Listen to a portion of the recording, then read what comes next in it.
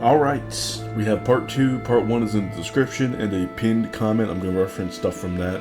So if you haven't seen that, go see it. If you're here from part 1 link, then thank you. That's cool. I like that. But, alright. More Final Fantasy IX Remake things that they should change. I think that they should remove the cap of the maximum 65,535 HP from endgame, or maybe a bonus post-game areas and bosses. Should be gone. There should be more challenging enemies at the end. I mean, the damage that we can dish out is ridiculous, so compensating for that a little bit would be really cool. I do have ideas for things to go even in the other direction on the party's end, but I think I'll understand that it's a good decision, what I say. Second thing, make attacks and or active abilities that draw off of damage modifiers, so just things that, like I'll suggest later, that should be changed to just apply with things like Bird Killer, MP Attack, all the other killer abilities, etc. Or just damage modifiers that apply to normal weapons, so like, oh, this piece of gear boosts all of your water damage, and you know, things like that. Like, if it can be modified off of anything that you can use, or if it's just like a sword art, for instance, I think all of that stuff should be able to break the damage limit. So regular attacks, I suggested last time that Freya's jump should be added to this sort of thing. Damage modifiers should be added to that. Standard like black magic and stuff, and then flare, throw, all this stuff that draws off of regular damage formulas and that goes off of your stats instead of just getting like a guaranteed damage. This stuff should be able to break the damage limit of 9999. Now, I think this is good because I think that there are certain things that are guaranteed right now that are a little too strong, and that this would balance it out. So, guaranteed damage abilities like Thievery, Frog Drop, Dragon's Crest, I think these things should just cap at 9999. I think that's it. You get to 9999, okay, that's good, because it just ignores defense, ignores accuracy, you can use it in the back row, it's very cost effective. All these other things draw off of formulas that you've been advancing throughout the game, that you've been getting more and more familiar with throughout the game. And there are later game abilities, which I'll mention as well, which could have more synergy that are just, at the moment, super outclassed by these guaranteed max damage, super efficient from the back row. We need to change that. Another thing, something that might give the spell Waterga to Vivi should be added. Or I said might give, that does give. I think we should have Waterga and then Waterga Sword. You know, Quail uses Waterga. I believe some other enemy uses it, like Kraken, right? So, we should have that. We should have that. That would be very good. Speaking of Kraken, I want to fight all of the Elemental Guardians. When you're just Zidane and Kina and you're fighting Earth Guardian, I want to fight them all. I don't want it to just be, oh, teehee, cutscene, they've all been off screen. Like, no! Vivi and Steiner versus the Wind Guardian, Tiamat, basically. It's like, I wanna do that. That's so cool. Like, I wanna see, like, how does one-headed Tiamat, or Wind Guardian at that time, like, play against Vivi and Steiner. Of course, Vivi and Steiner already have the magic sword combo. That's so good. That's so nice. Very satisfying, very neuron activating. I want to experience these things. Please make it happen, Square. Now, I think that all the killer abilities and stuff, they should stack according to these abilities that you have equipped. Like, if it's a dragon and it's in the air, if it's a bug and it's in the air, Bird Killer and Bug Killer, Bird Killer and Dragon Killer should just boost it. Right now, I don't think they do, and that should change. You can adjust certain bosses like defenses or HP accordingly, but I feel like you don't really have to, because the satisfaction and the synergy, the resources that you already put into it, the knowledge that you've executed, even though it's very simple, it still should be rewarding to combine these things and to understand, oh, these enemies look like this, they're probably this type, I'm going to go in and do this, and it will adapt and will be able to perform better. I think that's fine. I don't think that would be terribly strong. I think it would just be like, a bit more damage, but it's like, at the same time, not everything in this game is damage, and that's what makes me really appreciate it. There's so much going on. All your passive abilities that negate certain status effects, putting status effects on the enemies and or bosses with good control, slapping on some good passive support abilities, or casting them yourselves, or just using what I'm trying to get here, which is Night. This Nymph is going to do it for me, but being able to use Night to shut down some tough encounters. Again, there's so much going on in this game. Not everything's about damage, so give us a little bit of boost. As long as it applies to our damage formulas that we can execute in a smart way, by observing the game, by playing well, then I think that reward should be granted. Should be fine. Good game design. Now, something that I can't believe I hadn't mentioned previously. Fixed Thunder Slash accuracy. Obviously, it's like, fixed a bug, and you don't have it in. It's clear, since the original port, just Thunder Slash should be Thunder Slash, should be fine. Apply damage modifiers to Lancer. Yes, I think that Lancer right now, it's just like, why am I using Lancer? Like, later in this recording, which I don't know if I'll get to, but I get Magic Hammer for Kina. It's like, well, the times which I'm going to want to drain MP from a target, I'm almost certainly going to use Magic Hammer. But then there's also Osmos from BB. And so I'm thinking to absolutely apply damage modifiers to Lancer to try to balance it out, to have Freya maybe like have a good shout and be balanced in that niche. Would be really nice. And not only would I apply the damage modifiers that would stack, like all the killer things and MP tech, not only would I apply that to the actual damage part, I would very much apply it also to the MP draining part. That would be super good, super great. More Freya abilities. I would set Cherry Blossom's damage value. Right now there's a random aspect to it. Stop that. Stop that. Just apply regular damage modifiers to it and just less random. Less random. I'm perfectly fine with things like Comet or Meteor being relatively random. Although I don't especially like the fizzle out of Meteor. Still, it's okay. Like the randomness is like, it kind of makes a little bit more sense. But Cherry Blossom having no. That should be set. Should be decent.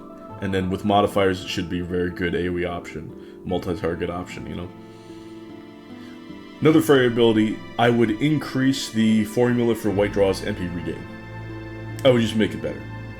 I think that's really nice to have Freya be a part of like some sort of a magical, all offensive type of setup versus some enemies or bosses, and just be able to go all out and then White Draw, just get everything back. Right now it takes a while before White Draw becomes pretty decent. You can get it to the point where it's kind of self-sufficient and it just gains MP for everybody else, but it takes a long time to get that. And honestly, we have things like the tents. Of course, mid-battle it's not going to be the best situation, but being able to use things like Osmos, Ethers, whatnot, it's like, okay, White Draw, buff it up a little bit. Another Freya ability, last one on my list, Six Dragons. I think Six Dragons should be reworked completely. Six Dragons right now is terrible. Terrible. The way that it's just like shifts enemies, or like enemies and allies HP around at random. It's like, oh no. I would change the MP cost a little bit to justify this new ability that I'm going to give it. I don't know exactly which types I want, but I think that Six Dragons should be 3 debuffs to the enemy, 3 buffs for the party. You know how Raise's Wind is like your little 1 buff for the entire party? I think Six Dragons could be like the ultimate version of that. You put some debuffs on the enemy, put some buffs on your party. I think that would be cool. Deguero synthesizing gems. I think you should just be able to buy them. Just buy them. Just let us buy them. I think fact that we have to synthesize and it takes so much ore and we have to grind out so much ore in order for our summons to become like decently good and competing with late game, it's like most gamers, if they find Daguerreo, are going to do one for each. They're gonna get one gem maxed out for Garnet, and they're gonna get one gem maxed out for Eiko, and that's gonna be it. Now, me personally, I love doing my Fenrir, get the Fenrir going for Eiko, and then honestly, you can do. I do enjoy Ramu, but Shiva also, just because of the dragons being weak to ice. That's pretty great. And then once you get the Ancient Aroma, you get Odin's Sword at Ibsen's Castle. And then that is like, you want less ore so that you can deal more damage with Odin at that point. And so you have 2 for Garnet, and then you have 1 for Eiko. But still, me personally, I go for all of them, and it takes a painfully long time. I think that should be fixed. I've got loads of money. I love doing the cotton rope trick. That should stay in the game. That's very cool. You know, economics. I've got like 100,000 gil in Burmecia. How about that? Pretty fantastic. I love how it's played into the auction house in Trino. The way that you can just buy all sorts of good stuff using all of that money. It's almost like it was intended, and it should stay in the game. Accuracy plus should just not exist. It's just not very good. Very bad. Very unbalanced ability. And it should be critical plus, and then you should be able to get it earlier in the game. I think being able to play around, getting your critical hits, it's nice. It's neuron activating. Accuracy plus, well, critical plus, it would only be like 2 ability crystals anyway. And for something that's relatively inconsistent, regardless of if it's boosted or not, give it to people early. Let people have fun with it. Yeah, people like that neuron activation, critical damage, so definitely have that in the game. I think another ability that's kind of jank that you get later on is Restore HP. I think Restore HP, again, should not be what it is. It should be a damage nullification ability when you're at low HP. Oh, so now there are certain damage which you can nullify, or just you take a hit. It's like, no you didn't, something like that. You know, something that would pair well with like Distract. And then also you could use this with good synergies with charge strats with Steiner, using abilities like cover and counter or protect girls even with Zidane, so that we could have like really cool alternatives to everybody just having auto regen and just auto haste and just not giving a shit. I mean, we're probably gonna have auto haste anyway, so whatever. But auto regen is absolutely ridiculous, and I actually like having these options, these different build variety setups that we could have and make use of. It's like, okay, well, one of them is kind of a glass cannon, and the other one is absolutely disgustingly strong and durable, and just removes the need for healing at all. You know, that's kind of ridiculous. I think we should change that around a little bit. So, give us a damage nullification ability instead of Restore HP. Make that Promised Ring extra spicy. And I think that would be absolutely wonderful. Make them charge setup super cool. I think we should boost Trouble. Last episode I said that Annoy should be boosted, and I actually got that wrong. The ability that I was thinking of was What's That? So What's That should be boosted in duration just a little bit. But Trouble, the effect of Trouble is so minimal right now that I really think that it could be boosted. And then we should have some sort of passive ability, maybe brought by new gear, maybe given by the Desert Boots, because right now the Desert Boots are really bad.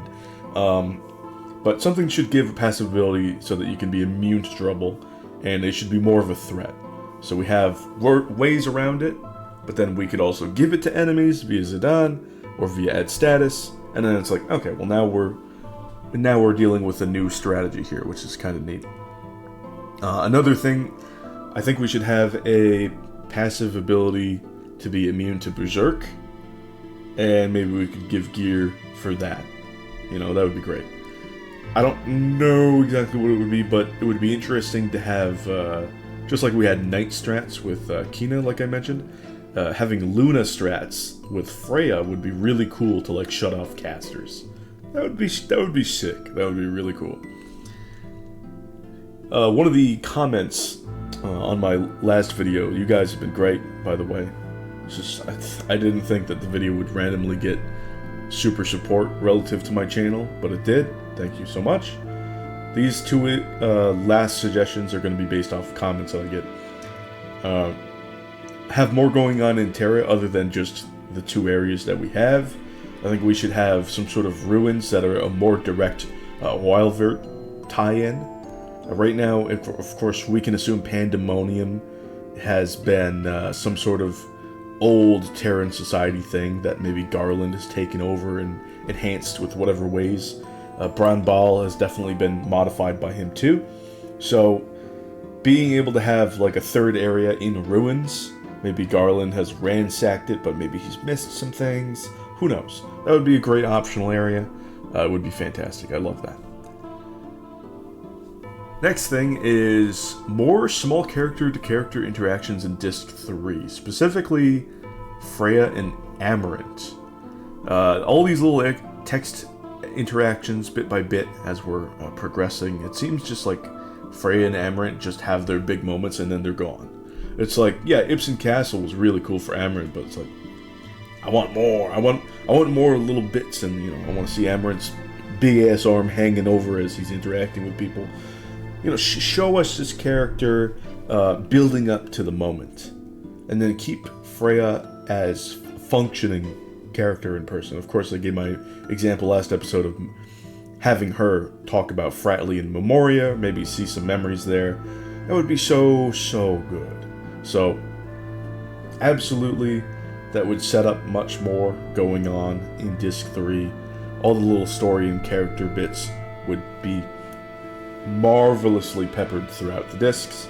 And also in Disc 4, I feel like Princess Garnet having the name reveal in Madain Sari of her birth name being Sarah, it's like, does that not mean anything to her? Are we not gonna get anything from that? Do we have more character interactions that we should have from that? I feel like she's such a important deuteragonist and fleshed out character. It's like, in order of the main characters, we have Zidane, and then her, and then Vivi. It's like, she's so involved that I really expect something when we learn that her real name was Sarah.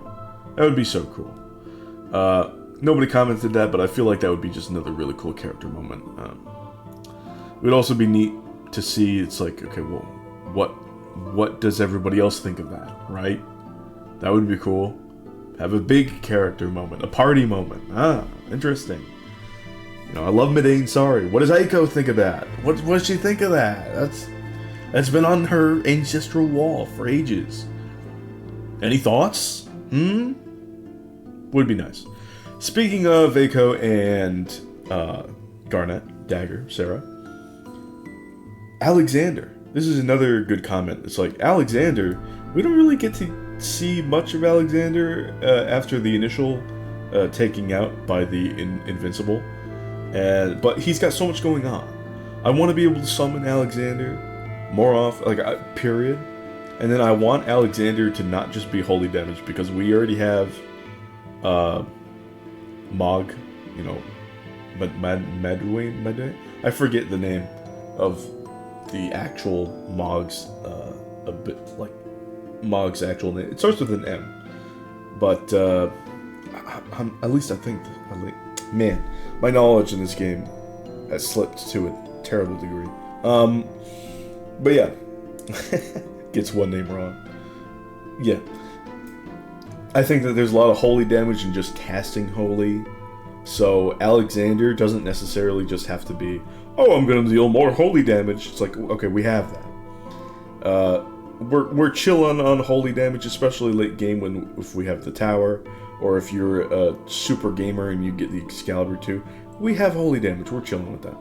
So yes, it could deal holy damage, but we have to also think of Alexander's wings being a defensive aspect. Like, okay, we could have Alexander could be like a really interesting tanking summon, or just the castle behind it. It could be almost like a pseudo Final Fantasy X summon. The way that they could just like stick around on the battlefield, maybe. There are a lot of ideas, and I wonder what you guys are going to think about that, because that is my final suggestion so far. Again, do let me know what's going on in the comments. If you guys have any wonderful suggestions for changes or fixes to the Final Fantasy IX Remake. It is my It is my favorite game of all time, and I only wish it well in this remake. God damn it, that guy stole my elixir. At least I have a decent amount from Chocobo Hot and Cold. I do get Magic Hammer, but the video's over. Thank you for watching. Bye-bye.